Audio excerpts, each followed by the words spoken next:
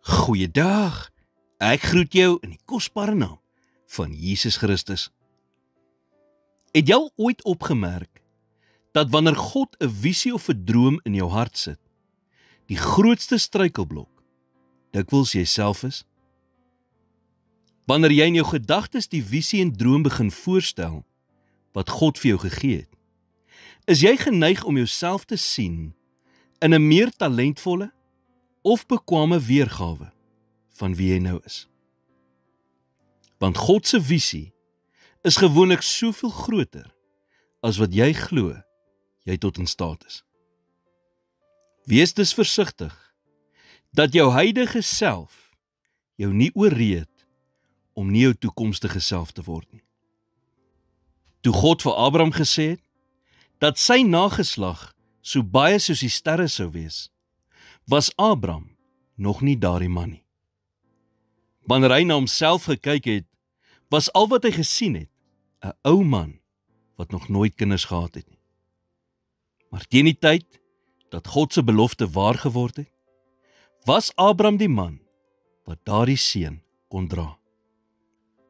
Wanneer jy vandag in die spieël na jou huidige self kyk, sien jy dit dalk nog nie. Jy kan nog nie insien dat jy in staat is om daardie graad te kry of om die eienaar van jou eie besigheid te wees nie. Maar God sien die toekomstige jy. Hy weet waartoe jy in staat is as jy aanhou vorentoe beweeg in sy krag. Moenie toelaat dat jou huidige self jou toekomstige self doodmaak nie. As die visie en droom wat God in jou hart gesit het, te groot voel, is dit nie 'n teken om terug te deins nie, maar 'n belofte dat hy jou in daardie mens sal laat groei.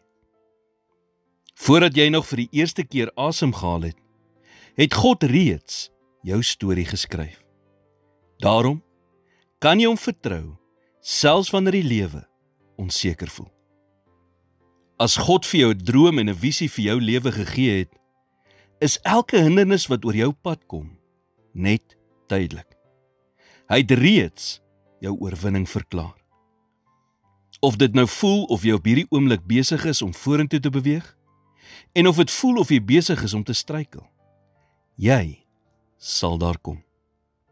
Soos Filippense 1:6 sê, omdat ek juis hierop vertrou, dat hy wat 'n goeie werk in julle begin het, dit sal volëindig tot op die dag van Jesus Christus.